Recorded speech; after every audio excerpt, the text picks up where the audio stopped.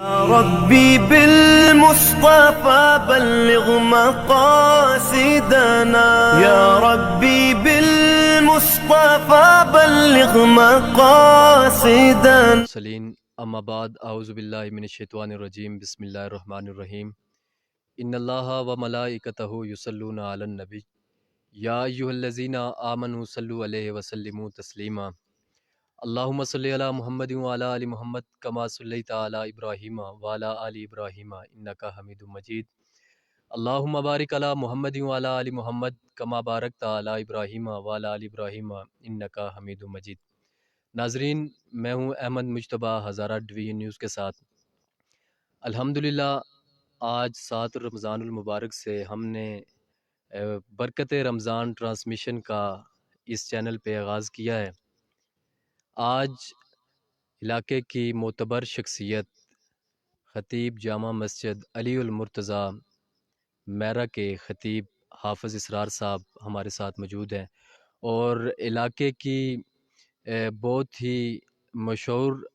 معروف شخصیت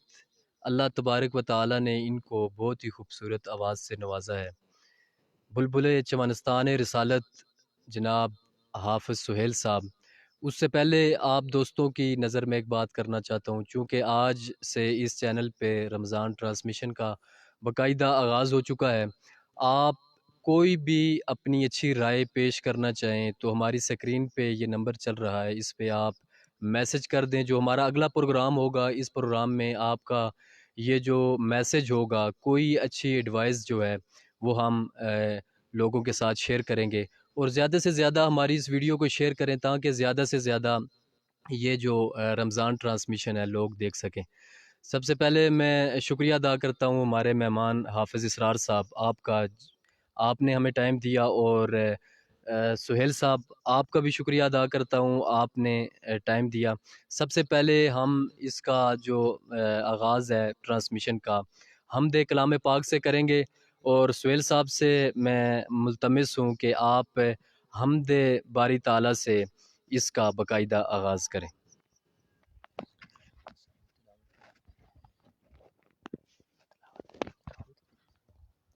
اعوذ باللہ من الشیطان الرجیم بسم اللہ الرحمن الرحیم ان اللہ و ملائکتہ یصلون علی النبی یا ایھا الذین آمنوا صلوا علیہ وسلموا تسلیما۔ الحمدللہ ہمارے لیے سعادت مندی کی بات ہے کہ اللہ رب العزت نے یہ بابرکت گھڑیاں ہمیں نصیب فرمائی، اور اس کے اندر جو انعامات جو ذخائر اللہ رب العزت نے عطا کرنے ہیں وہ یقیناً اللہ رب العزت ہر ایک کو اس کی عطا کردہ نعمت اور اس کی عطا کردہ برکتوں سے مالا مال ہو رہے ہیں، اور دعا ہے اللہ رب العزت سب کو اس گھڑیوں سے مالا مال ہونے کی توفیق عطا فرمائے۔ اور آج یہ 7 رمضان المبارک یہ ہزارہ ڈویژن نیوز سے لائیو ٹرانسمیشن ہو رہی ہے۔ دعا ہے اللہ رب العزت سے کہ اس ٹرانسمیشن کو اللہ رب العزت اپنی پاک بارگاہ میں قبول و منظور فرمائے،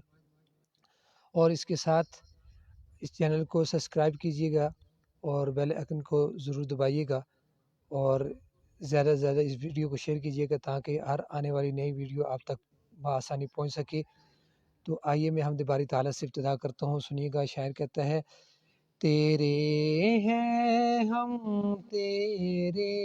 ہیں اللہ جیسے بھی ہے تیرے ہیں،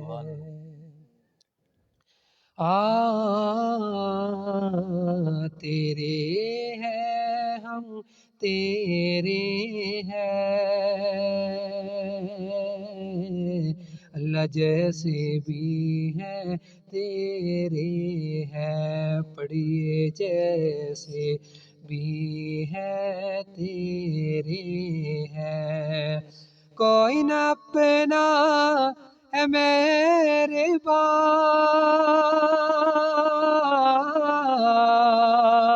اللہ، کوئی نہ اپنا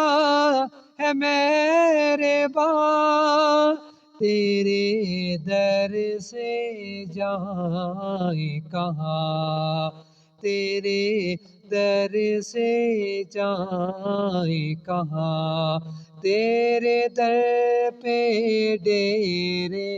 ہیں، تیرے در پہ ڈیرے ہیں، اللہ جیسے بھی ہے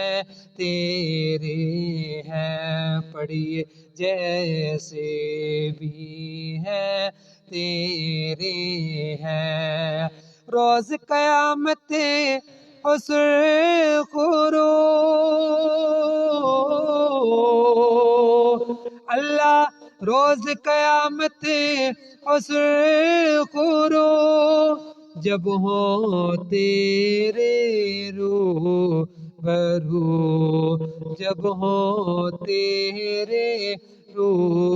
برو، کہہ دینا یہ میرے ہیں، کہہ دینا یہ میرے ہیں، اللہ جیسے بھی ہے تیرے ہیں، پڑھیے جیسے بھی ہے تیرے ہیں، تیرے ہیں ہم تیرے ہیں، اللہ جیسے بھی ہے تیرے ہیں۔ سبحان اللہ، ماشاء اللہ۔ آئیے نعت کی طرف آتے ہیں۔ بہت ہی خوبصورت کلام، بہت ہی پیارا کلام شاعر نے لکھا اور لکھ کر کمال کر دیا۔ کیا لکھتا ہے شاعر، سنیے گا، آپ کی حسین سماعتوں کی نظر کرتا ہوں۔ دلوں سے غم مٹاتا ہے محمد نام ایسا ہے، دلوں سے غم مٹاتا ہے محمد نام ایسا ہے، نگر اجڑے بساتا ہے محمد نام ایسا ہے، نگر اجڑے بساتا ہے محمد نام ایسا ہے، انہی کے نام سے پائی فقیروں نے شہنشائی، انہی کے نام سے پائی فقیروں نے شہنشائی، خدا سے بھی ملاتا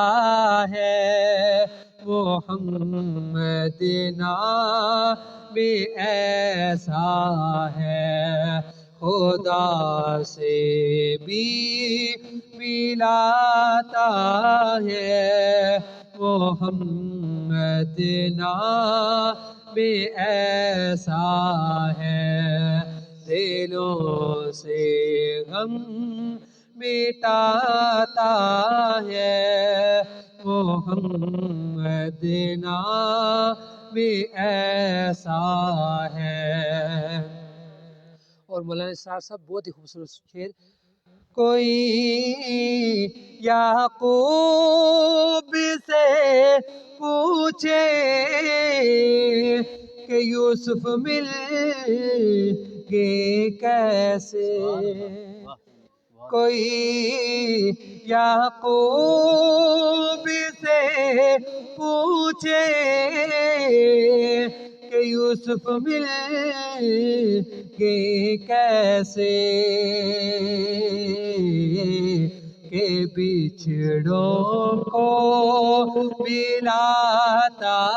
ہے محمد نام ایسا ہے، کے بچھڑوں کو ملاتا ہے محمد نام ایسا ہے دلوں سے غم مٹاتا ہے محمد نام ایسا ہے دلوں سے غم مٹاتا ہے محمد نام ایسا ہے محبت کے کنول کھلتے ہیں ان کو یاد کرنے سے محبت کے کنول کھلتے ہیں ان کو یاد کرنے سے میری نعتیں سجاتا ہے محمد نام ایسا ہے میری نعتیں سجاتا ہے محمد نام ایسا ہے دلوں سے غم مٹاتا ہے محمد نام ایسا ہے السلام علیکم ورحمۃ اللہ ماشاءاللہ بہت خوب. یہ تھے حافظ سہیل صاحب، بہت ہی خوبصورت انداز کے اندر ماب رسالت میں ہدیہ نعت پیش کر رہے تھے. اب میں رخ کروں گا حافظ اسرار کی طرف.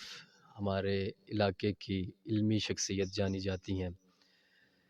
میں ان سے کوئی کوسچن نہیں کروں گا چونکہ ہمارے یہ پروگرام کا جو ٹائم ہے یہ بھی شارٹ ہے، تو انہی کو موقع دوں گا. میں آپ سے، جو آپ ناظرین دیکھ رہے ہیں، آپ سے دوبارہ میں ریکویسٹ کروں گا کہ آپ کوئی بھی اچھی بات ہمارے ساتھ شیئر کرنا چاہتے ہیں، اسکرین پہ جو نمبر ہے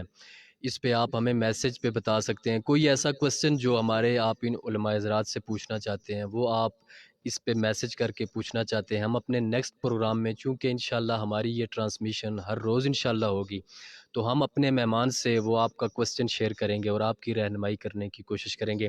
اسرار صاحب، آپ کا بہت شکریہ، آپ نے ہمیں ٹائم دیا.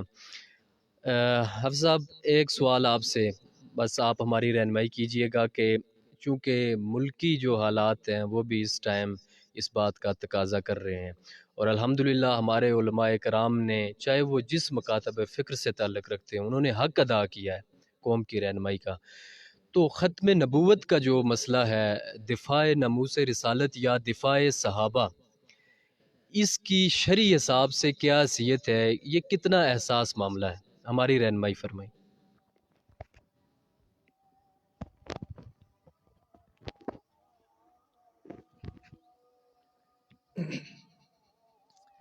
الحمد للہ نحمده ونسلم ونصلی علی رسوله الکریم اما بعد فاعوذ باللہ من الشیطان الرجیم بسم اللہ الرحمن الرحیم ما كان محمد ابا احد من رجالکم ولكن رسول اللہ وخاتم النبیین صدق اللہ مولانا العظیم. سب سے پہلے احمد بھائی، میں آپ کا مشکور ہوں کہ آپ نے مجھے اس جگہ پر موقع فراہم فرمایا. ہم اس قابل تو نہیں ہیں کہ ہم لوگوں کو تبلیغ واعظ کر سکیں، چونکہ ہم خود ناقص العمل ہیں، اور ناقص العمل تبلیغ اور واعظ کا حق نہیں رکھتا. مگر چونکہ نسبت اللہ رب العزت کے داعیان سے ہے، تو ہم اس نسبت کی قدر کرتے ہوئے اللہ رب العزت کے ہاں مشکور ہیں، اور دعاگو ہیں اللہ رب العزت سے کہ یہ جو نسبت اللہ رب العزت نے اپنے لوگوں کے ساتھ دے رکھی ہے، علماء صلحاء اہل ایمان کے ساتھ مرتے دم تک اللہ رب العزت ہماری اس نسبت کو قائم و دائم رکھے، آمین اور ہمیں ان لوگوں کے ساتھ جمع فرمائیں کہ جو لوگ اللہ رب العزت کے ہاں مقرب ہیں۔ آمین۔ آپ نے سوال کے مسئلے ختم نبوت کے بارے میں، ویسے یہ سوال کوئی مختصر نہیں ہے، نہ ہی معمولی ہے۔ نبی پاک صلی اللہ علیہ وسلم کی زندگی کے اندر ایسے لوگ اٹھے کہ جنہوں نے نبوت کا انکار کیا، صحابیت کا انکار کیا، نبی پاک صلی اللہ علیہ وسلم کو اخلاقاً مذہباً مجروح کیا، نبی علیہ السلام کی جماعت کو مجروح کیا۔ لیکن دور چاہے کوئی بھی ہو، نبی علیہ السلام کا دور ہو یا ان کے ماں بعد کا دور ہو، جب بھی بات نبی علیہ السلام کی ذات پہ آئی، نبی علیہ السلام کی جماعت پہ آئی، تو اللہ رب العزت نے خود دفاع کرنے کی کوشش کی۔ بے شک اللہ رب العزت نے خود اپنے نبی صلی اللہ علیہ وسلم کی اور نبی صلی اللہ علیہ وسلم کی پیاری جماعت جسے ہم الراشدون کہا جاتا ہے، اس کا دفاع کیا ہے۔ چاہے جس انداز سے، جس بھی طریقے سے فریق مخالف نے نبی علیہ السلام کی ذات پر یا ان کی جماعت پر اعتراض کیا، انگلی اٹھائی، کوئی اور قدم اٹھایا، اسی انداز اور اسی طریقے کے اندر اللہ رب العزت نے ان یعنی مقدس جماعت صحابہ اکرام رضوان اللہ تعالی علیہ مجمعین کا اور نبی علیہ السلام کا جو ہے دفاع فرمایا ہے۔ پھر چاہے دور کوئی بھی ہو، جس دور کے اندر بھی جو شخص بھی ان دو نسبتوں کے اندر آیا، بحیثیت ایمان لانے کے بعد، یعنی اس نے ایمان کے بعد نبی صلی اللہ علیہ وسلم کا دفاع کیا، یا پھر صحابہ اکرام رضوان اللہ تعالی علیہ مجمعین کی جماعت کا دفاع کیا، اپنا تعلق نبوت سے یا صحابہ اکرام رضوان اللہ تعالی علیہ مجمعین سے جوڑا، وہ شخص چاہے ذات کے اعتبار سے جون سا بھی ہو، ذات کے اعتبار سے وہ کیسا ہی کیوں نہ ہو، جس دور کے اندر بھی وہ پیدا ہوا ہے، جس دور کے اندر اس نے اللہ اور اس کے رسول صلی اللہ علیہ وسلم کی یعنی ذات اور نبی پاک صلی اللہ علیہ وسلم کی جماعت کی ذات کے بارے میں بات کی ہے اور ان کا دفاع کیا ہے، اللہ رب العزت نے اسے دونوں جہانوں کے اندر کامیاب کر کے دکھایا ہے۔ بطور مثال میں بات کرتا ہوں کہ موجودہ قریب ہی کے دور کے اندر ایک آدمی کو اگر لیا جائے، وقت کا ایک بہت بڑا بادشاہ تھا، حکمران تھا، اور اس کی حکومت بڑی پائے کے ساتھ چل رہی تھی، لیکن اس نے ایک ناموس رسالت صلی اللہ علیہ وسلم کے غازی کی جو ہے زندگی کے خاتمے کا اعلان کیا۔ اللہ رب العزت نے اس کی حکومت کے خاتمے کا اعلان کر دیا، اور اللہ رب العزت نے کئی بار حکومت کرنے کے بعد اسے ناکام کر کے جو ہے دکھا دی۔ دور کی بات نہیں، قریب کی بات ہے، اور میں آج بھی پورے دعوے اور وثوق سے یہ بات کہتا ہوں کہ جو بھی شخص، چاہے وہ حاکم ہو چاہے وہ غلام ہو، جس بھی درجے کے اندر ہے، جس بھی وہ نوکری و ملازمت کے اندر ہے، اگر وہ ناموس رسالت کے غلاموں سے اگر وہ چھیڑے گا تو اللہ رب العزت اسے ناکام کر کے جو ہے چھوڑیں گے۔ بے شک بے شک۔ وقت بہت مختصر ہے، میں ایک انتہائی مختصر وقت کے اندر ایک بات کہہ دینا ضروری سمجھتا ہوں کہ جہاں کفریہ طاقتیں، جہاں اہل اغیار ہمارے اوپر، ہمارے ایمان کے اوپر ڈاکہ ڈالنا چاہتے ہیں، اب غور طلب بات ہے کہ ڈاکہ پڑتا کہاں ہے، چوری کہاں ہوتی ہے، چور جرت چوری کی کہاں پہ کرتا ہے؟ احمد بھائی، ڈاکو کس رستے پہ جو ہے ڈاکہ ڈالتے ہیں؟ وہاں پر، وہاں چوری ہوتی ہے، اس گھر کے اندر کہ جس گھر کے لوگ غفلت میں پڑے ہوئے ہوں،